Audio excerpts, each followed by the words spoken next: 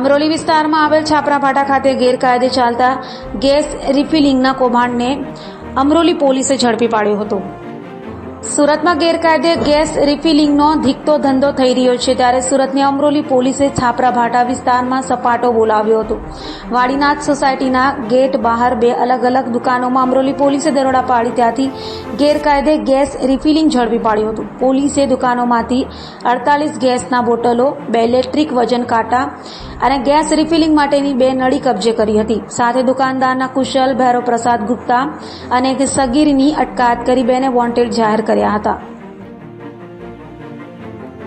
આ કામે હકીકત એવી છે કે અમરોલી પોલીસ સ્ટેશન વિસ્તારમાં આવેલ છાપરાભાઠા રોડ ઉપર વાડીનાથ સોસાયટીના નાકા ઉપર કેટલાક ઈસમો જે ગેસની જે બોટલો હોય છે એમાં ગેરકાયદેસર રિફિલિંગ કરવાનું કામ કરે છે।